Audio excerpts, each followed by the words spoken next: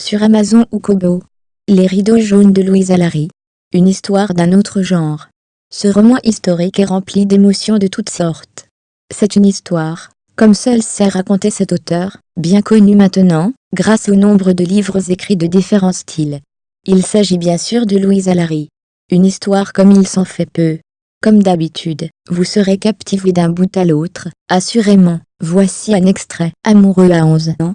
1923. J'étais en 7e année. Je connaissais la géographie, l'histoire, la littérature, l'arithmétique et la physique. Bien sûr, le français était ma matière préférée. Sœur Catherine avait effectivement fait relier mes textes. Un éditeur intéressé trouva que j'avais du talent. Mais lorsqu'il apprit que je n'avais que 11 ans, il avait accepté de les mettre en vente.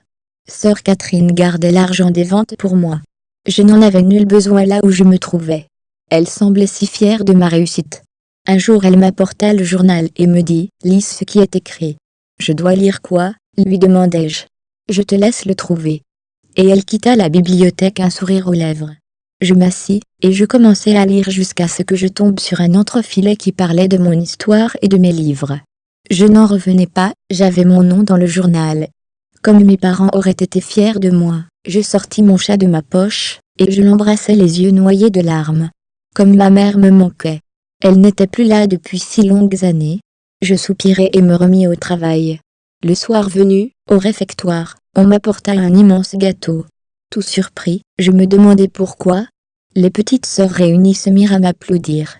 L'une d'elles s'écria « Tu es célèbre maintenant, puisque tu as ton nom dans le journal ». Les gamins autour se mirent à chahuter.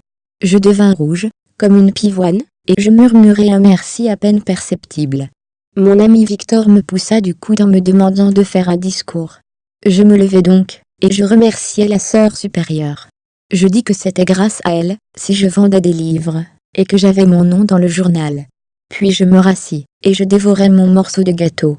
Une fille vint près de moi alors que les autres quittaient la place. Elle s'appelait Charlotte, je l'avais souvent lorgnée, parce qu'elle était très belle, ses longs cheveux soigneusement peignés coulaient dans son dos comme une rivière de soie, cela me fascinait. Ses yeux gris brillaient. Ils étaient immenses. Elle me demanda de lui écrire un poème, et ajouta que cela lui ferait bien plaisir, parce qu'elle m'aimait beaucoup. Trouvez les rideaux jaunes de Louise Allary sur Amazon ou Kobo. Visitez-nous sur pleinddelivres.com, et sur livresenligne.ca. Abonnez-vous à cette chaîne pour ne rien manquer. Vous êtes aussi invité sur ecololuca.com. Merci.